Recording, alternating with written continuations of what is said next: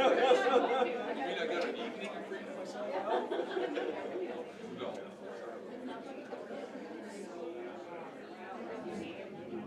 No. Thank you for the invitation to be here tonight. This is a great initiative and a great idea to give people an opportunity to have some discussion about the provincial budget before it actually comes down, so that we can be prepared and know what we would like to see from the budget when it comes down. Now, the topic tonight is affordability for families. And often when we talk about affordability, it becomes very easy to get focused on what it means for us as individuals. We tend to focus on things like our income, the expenses we face, the costs of our homes, our rent, our food, those kind of things. And those measures really are important. And what they do is they give us individual anecdotes that we can start to piece together and look at trends from. But what I want to do with my 10 minutes, which I've started on my clock, so I will try not to go over, is to pull back a little bit. And instead of looking at these questions of affordability and the day-to-day affordability of our lives, I kind of want to give a bit of a big picture overview of some of the actual policies that are causing those specific trends and that are causing us the individual issues in our affordability. And look at how they're impacting us on a societal and provincial level. And you'll have to be patient with me, because I will get to some of the impacts on us as individuals, but it'll come near the 9-minute and 59-second mark. So I will get there, but just be patient with me. So let's pull back. And this being Alberta, it seems that the most obvious place to start is with a discussion of the role of oil and gas in all of this. And I don't think it'll be a surprise to anybody in this room that over the course of the last 40 years, this government's policies have made both our economy and provincial government revenues overly dependent on the oil and gas industry in this province. Just some numbers to kind of characterize that. In terms of our economy, the energy sector accounts for between 25 and 30% of our provincial GDP, and that depends on what you include in the basket of the energy sector. 7% of the province's entire workforce are employed directly in oil and gas extraction, with another 7% in energy-related construction. So that's almost 15% of our entire provincial workforce directly dependent on the one industry. In terms of provincial revenues, it's actually even worse. Non-renewable resource revenues make up anywhere from 20 to 30% of provincial government revenues, and that number has been as high as 43% at various times over the course of the last 30 years. So, in terms of how this sounds, it may sound like a great deal for Albertans, because that's, 43% of provincial government revenues that we don't have to make up with our own taxes. But the reality is that this actually causes significant problems for us collectively, this dependence, both in terms of the economy and the provincial government on energy and gas revenues. And I mean, the other side of that is that for most of us, our taxes really aren't that low, comparatively speaking, and I'll touch more on that later. What this overdependence on oil and gas does, both in terms of our economy and government revenues, is that it makes us susceptible to global volatility in international oil and gas prices. It's probably one of the most volatile resources out there, second probably only to cash, to money. When the price of oil goes up, government revenue goes up, and our economy grows. We know this. We've seen it happen. We saw it happen in the early 2000s. And when the price of oil goes down, government revenues go down, and our economy takes a serious hit. And we saw that happen after 2008. And when that happens, there really are no other industries, because we're so dependent on oil and gas, that can step in and take up some of that space that oil and gas occupies. So when there's a crash, there's nothing else left at that point in time. So what used to happen is that government would step in and take the edge off the boom and bust cycle by pulling out of the economy at the top when we were in boom periods, and then increasing spending when we were at the bottom of the cycle. But since the anti-deficit, anti-debt mania of the early 1990s hit, this is no longer the case.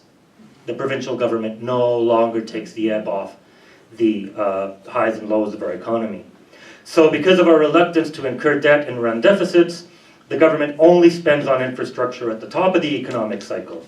What that does is it aggravates the inflation that we get at the top of the economic cycle when we're in a boom. And then what they do is when the economy crashes and goes bust, they actually pull out of the economy and cut spending and stop spending. And of course, what that does is it aggravates the consequences of the downturn in those rough economic times. And we've seen examples of both of those sides in the last 5 to 10 years. So what are the repercussions of this boom and bust cycle for those on the bottom end of the income scale in Alberta? And that's where I want to start, is talking about those on the bottom end. What happens is when the economy goes bust, these are the folks that tend to lose their jobs first. They're the ones that are employed the most precariously. And what it does is it makes it impossible for them to pay for their shelter, for food, for utilities, for transportation, and not being able to pay for those things makes it impossible for them to find work during those periods. This is further aggravated by the fact, as I said, that government's been pulling out when the economy crashes. So government programs that they might be able to access during the good times or better times, government has cut funding in those at the bottom of the economy. They can't access those anymore. And the complete lack of government infrastructure spending, job creation, any kind of investment in the economy provides even less chance for them to actually find gainful employment. When the economy booms, with its accompanying inflation, these folks see the value of their wages when they are working seriously eroded, while the cost of rent, utilities, food, and transportation skyrocket. Research that we've done at Parkland shows that during the last boom, the bottom 10% of income earners, this is over the period of the entire last boom, bottom 10% of income earners saw no increase at all in their income, their after-tax income. While the top 10% saw increases of close to 20% over the same period. During the bust that followed, the incomes of the top 10%, of course, continued to grow as profits started to roll in during the bust. They are invested, they can move their money around, they can see their incomes continue to grow, and those, of course, at the bottom had their incomes fall. So, in essence, in Alberta, it doesn't matter, boom or bust, the rich are getting richer, those top 10%, the poor are getting poorer every time. So you might say, okay, that's the top and the bottom, but what about the middle? Well, the middle class did see their incomes improve moderately over the course of the last boom, but it wasn't as a result of increased wages. And I actually saw Todd Hirsch in an article in the Journal this weekend talking about how middle class incomes had increased and all of this. Yes, the incomes increased, but wages didn't.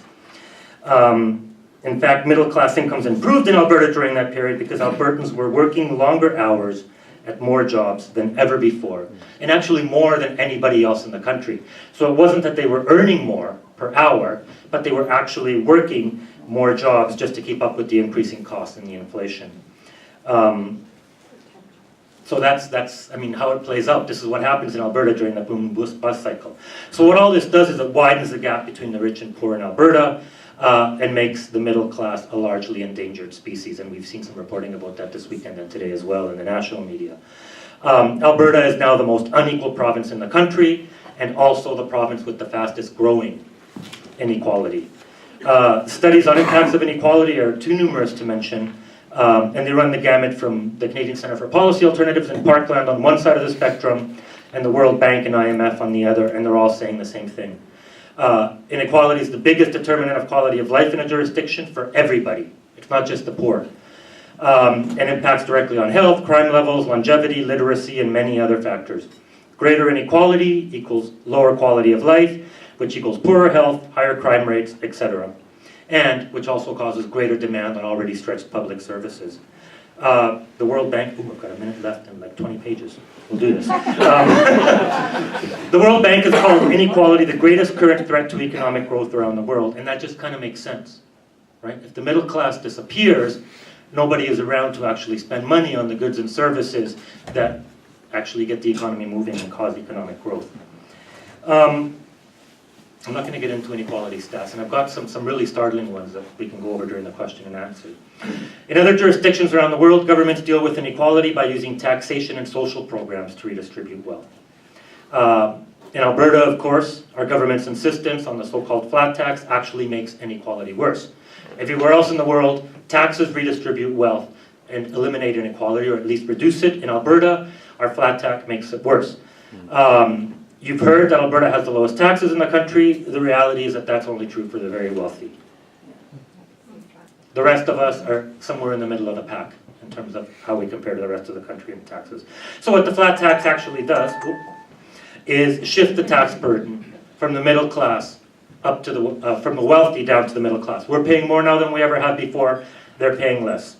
As for the redistributive function played by social programs in other jurisdictions, provincial government's refusal to adequately tax the rich means that our programs in Alberta are constantly underfunded. What this means is that these programs are also unable to redistribute wealth, and it also results in a shifting cost burden. Because when the social programs and public services get cut, we wind up paying for things anyways.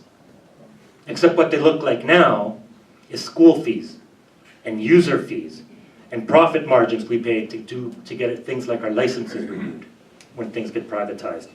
So either way, this constant defunding, delisting, and privatization of public services in Alberta is yet one more way in which the government is contributing to growing inequality. So, and that's impacting our lives every day, because we're paying either way. Folks at the top are not. So what do we need to do to get there? I mean, it's pretty straightforward. We need to focus on reversing inequality by returning to a progressive tax system, increasing corporate taxes to facilitate redistribution and properly fund public services. We need to get natural resource revenues out of our general revenue stream. We can increase royalty rate while we're at it. Stop the unitary focus on oil and gas development in the province to make room for other industries. And all of these would have the effect of actually reducing our public expenses like healthcare and education. Like I said, inequality increases the cost of those services, reducing our out-of-pocket costs for user fees and privatized services, and really make our economy sustainable over the long term, and generally improve our quality of life.